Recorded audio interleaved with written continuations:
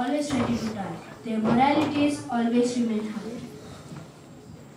They don't fear from anyone. They think themselves as motherland's son. Even in the snow zone and the hot zone, they have a hot blood and strong bone. When the country is in danger, they form the group of Having. Indian Air Force is like a vulture. From the sky, identify the enemies in picture.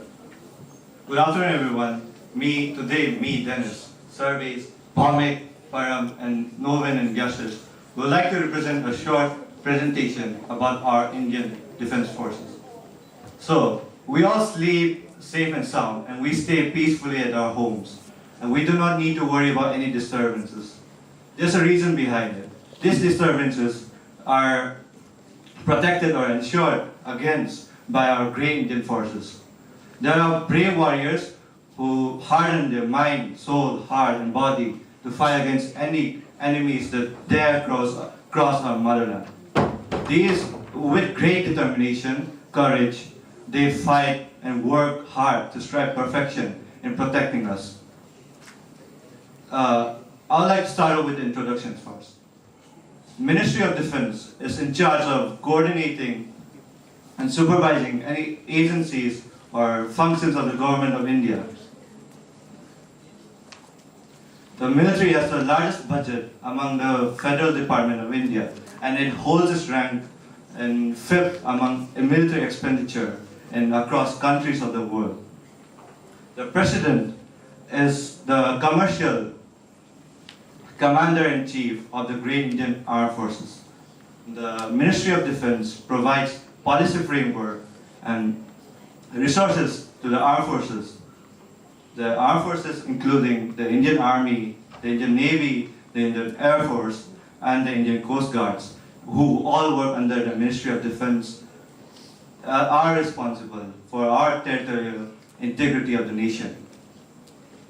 And presently, there is a great, government is creating a new University of National Defense, which is responsible for hiring all new military officials and listening to all the concerned civilian officials. These are going to be administered and overseen by by the Ministry of Defense. The Ministry of Defense is also responsible for holding the Republic Day each year and also organizing the parade and hosting a chief guest. Now I'd like to hand over the mic to Surveys to share a few information about how the Indian soldiers have contributed. The Indian Navy is like whale. They kill their enemies through their navy. With this, I would like to tell you a story. It happened just a month ago. There was a terrorist attack on our Indian soldiers. Approximately 40 of them were killed. Even after such a nightmare, Indian soldiers worked and planned for a big counter-attack by crossing the LOC. They never gave up, and they gave a result that we should always love our motherland, no matter what happens. I would like to tell you about some contribution of our Indian Armed Forces for our India. Our Indian Armed Forces, Navy and Air Force are the government-sponsored fighting forces.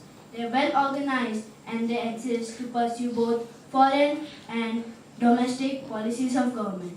They protect the government and the people from the internal and external aggression. Broadly speaking, this involves offense and defense at three levels: strategy, operational, and tactics. The Indian Armed Forces are ideals of service, sacrifice, patriotism, and India's composite culture.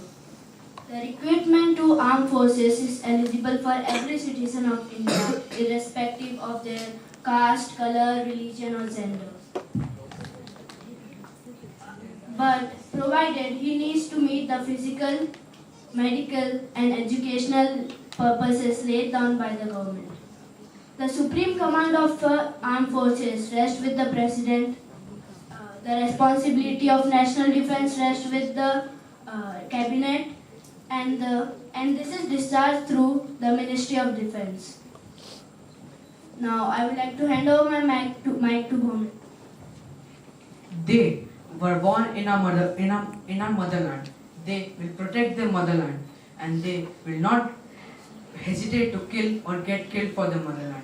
They are the Indian Army. I am going to speak on nationalism and patriotism of Indian Army. The Indian Defence Organization is one of the very organization in the world which does not discriminate on the basis of religion. Right from its initiation, many individuals motivated with the desire to serve the country get together and serve the nation. Protecting its secular identity, every soldier in the Indian Army is considered as an Indian soldier. In the forces, irrespective of one's religion, everyone, what matters is the service and patriotism. Indian nationalism is a concept which was developed during the Indian independence movement against the British colonial Raj.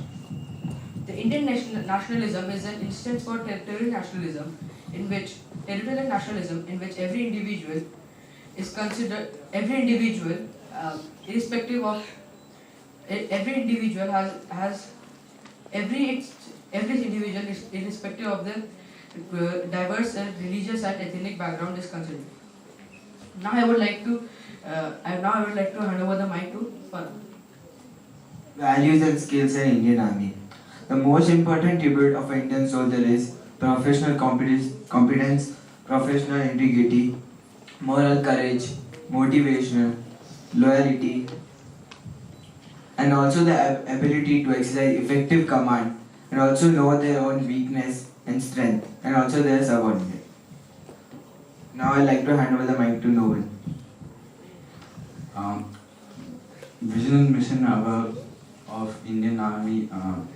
The primary mission of the Indian Army is to ensure the national security and national unity, defending the nation from external aggression and internal threats, and maintaining peace and security within its borders.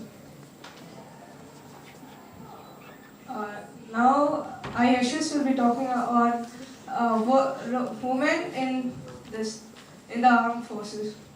So, in the starting, when the armed forces had started, the role of women was only limited to the medical profession. For example, doctors and nurses. But in 1992, the doors were open for women entry